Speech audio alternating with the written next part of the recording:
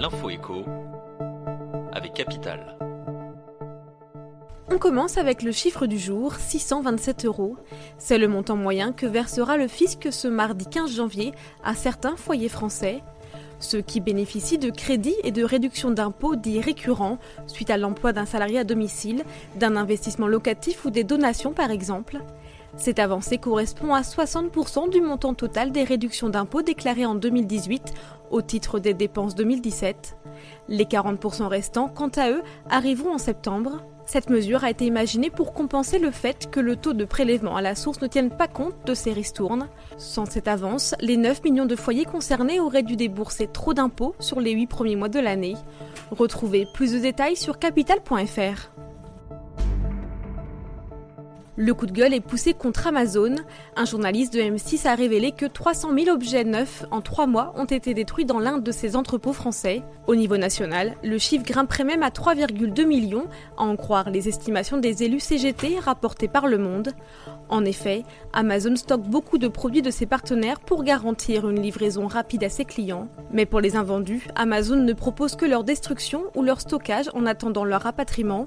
Comme la deuxième solution est bien plus coûteuse, les vendeurs préfèrent détruire leurs marchandises. Brune Poirson, la secrétaire d'État française à la transition écologique, a annoncé la création prochaine d'une loi interdisant ce type de gaspillage. On poursuit avec l'info pratique Capital. Depuis le 1er janvier 2018, les contrats aidés n'existent plus. Ils ont été remplacés par le parcours emploi-compétences. Destiné aux personnes sans emploi, ce nouveau dispositif permet de décrocher un emploi, tout en développant des compétences recherchées dans différents secteurs et en profitant de formations. Seuls les employeurs du secteur non marchand peuvent proposer ce parcours emploi-compétences. Si vous êtes intéressé, adressez-vous aux conseillers du service public de l'emploi qui vous orienteront. Rendez-vous sur capital.fr pour plus de détails. Et on termine avec le site Doctolib, le champion de la prise de rendez-vous médicaux en ligne.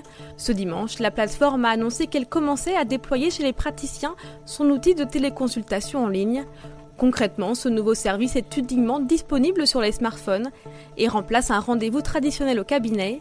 Pour l'instant, il concerne principalement les médecins généralistes installés en Île-de-France, mais il devrait s'étendre aux spécialistes et au reste de la France.